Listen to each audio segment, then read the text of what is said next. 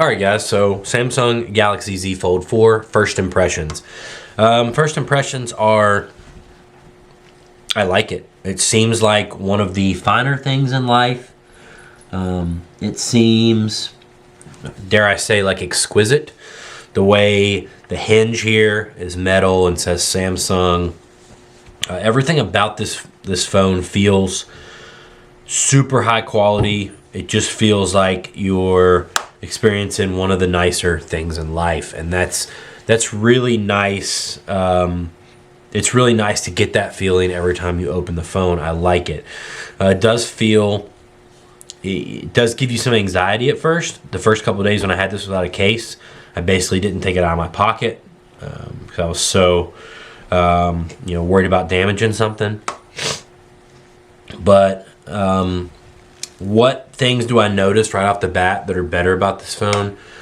One is the volume. It doesn't seem to go louder, but when you're listening to stuff, not just music either, because I'm a guy that doesn't really notice a lot of volume qualities in headphones and stuff, because I don't listen to much music. I listen to podcasts and YouTube shows and stuff like that.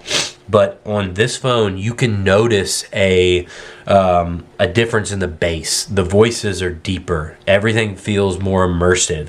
It doesn't go any louder than my Note 20 Ultra did, but the sound definitely has a higher quality to it. So I'm really liking that. Like I said, I got the 512 gigabyte model because I was just constantly filling up my Note 20 Ultra, and it did have SD card expansion, but there's a lot of apps and stuff that just won't do their thing on SD cards. They have to use the internal storage to do what they're trying to do, and I only had 128 gigabyte internal storage, and that was just filling up constantly when you're a YouTube creator. So I got the 512 gigabyte model. It was only $4 a month more than the 256, and but I'm still bummed that there's not an SD card slot on this, guys. It's just so easy to pop an SD card in, transfer a bunch of stuff over, pop it to your PC. I really liked that, but they've got rid of it along with the audio jack port and all that good stuff. Now, the hinge seems really nice. The crease in the display, yes, it's there, but if you're not thinking about it, you don't see it. You just don't. I mean, you can see it from the side when light reflects off of it. When you're looking straight at it and the phone's lit up, your mind just puts it aside. You just don't see it. See how much difference it is when it's lit up or when it's dark? So yeah, feels good. Perhaps my favorite thing is I used to love smartphones back around the time of I think it was like the iPhone 5. That's when they got a little taller and skinnier. But because I can hold the phone in my hand like this, and I can reach all the way across the screen with my thumb, meaning if I need to do something quick, or reach an app, or respond to a text message real quick, I can reach the whole keyboard. And ever since, I guess it would be the S9 Plus. I got the S9 Plus. Ever since I got that phone, I could not reach all the way to the other side. And if you try to, half the time you drop your phone, which was the whole reason I went to the pop socket on the back of my phones. Made fun of that at first. Now can't really live without it. We'll get into that here in another video. But I love that this screen is narrower and that I can reach all the way across the screen. I use this screen for most things, and then when I'm really, like if I'm doing something super quick, I use this screen.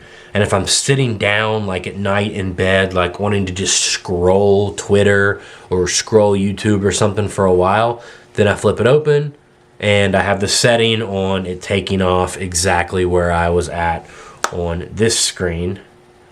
And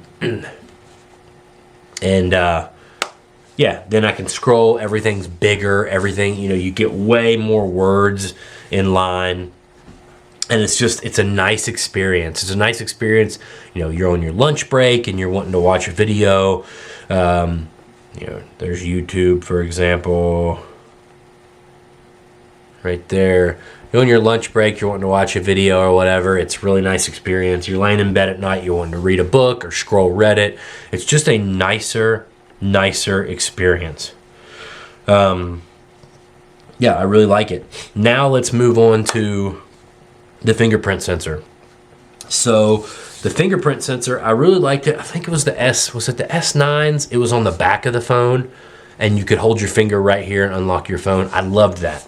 I couldn't really stand the fingerprint sensor on the screen for some reason. The tips of my fingers get kind of sore from all the phone use during the day, and I just hate putting my thumb here. But I was skeptical about a fingerprint sensor on the side that doubles as an on-off switch. But let me tell you, so far, thing's been awesome. Check this out. It's unlocked. That's it. I mean, look at that. The way I had to do it on my Note 20 was like this: double tap, put in my password every time. But with this phone, I literally just grab it where my thumb would naturally be, and it's unlocked. It's amazing. I love it. And then if I don't want to use my thumb, if I'm looking at it like this, I can use my index finger, and it's unlocked. It's so fast. It's mind-blowing. So much better than the crappy under-the-screen protector on the other phone. So I'm really liking that. So then I put this case on it, and this case has this ridge right here, which makes it a little tougher to get to that button. So I worried that, like, oh, I'm not gonna be able to push hard enough or make contact. Guys, it doesn't matter. Even with that there, I just gently lay my thumb here and it's unlocked. I love it. I mean, it's great. And then you got the volume rockers on top of that. And I think that's it for buttons. Now, something to keep in mind, you know, these cameras are pretty much as good as any other flagship phone, except for telephoto, zooming in. So I think the S22 Ultra, maybe my Note 20 Ultra, has a 100x telephoto zoom. This only does 30. I'm not really doing any zoom work on my cell phone, and I'm not really taking any pictures I really care about on my cell phone. If I want to take any pictures like that, I'm doing it on my Canon M50. I know that may not be the case for a lot of people, but just the way it is. So I really don't care if it's got the best camera out there. Now, the camera that is right here in the inside of the fold of the screen, that is a low quality camera, guys. And I think that's because it's really just meant for like video chatting and stuff like that. It's more of like a webcam. They don't expect you to be taking insane photos with that. But with the way this phone folds, you can use this screen to look at you in selfie mode and still take pictures of yourself with the good camera. So you're covered when it comes to that stuff. There's a few settings you need to set up as soon as you get one of these, and I'm not going to go over those in this video because there's tons of videos that already do that. But I will say that the one necessary setting I had to change immediately was to make the inner screen start off where on whatever I was doing with the outer screen. So see the outer screen's on the home screen, so I can open it straight up, and the inner screen's there. If you don't change the setting to that, then every time you move from the outer screen to the inner screen, you'll have to unlock it too, and it gets super annoying very fast. You can find videos on how to do that pretty easy. I also like how the thing can, depend on your case and stuff, the thing will pretty much set. You don't have to open it up all the way if you don't want to. It'll pretty much sit anywhere you want it to be. So that's pretty cool. And then lastly, I just want to talk about the physical weight of the phone.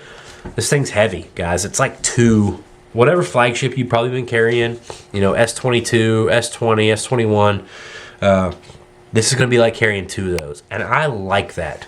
I liked back when phones were heavy bricks. I know it's crazy, but anybody remember the old Palm Trios and the old Blackberries? Those things were so heavy, and I really liked it. You just feel like you have something in your hand, something of substance.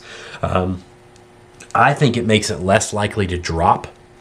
So, I don't know. It feels more metal and less plasticky. So I just like that. So that's all personal preference.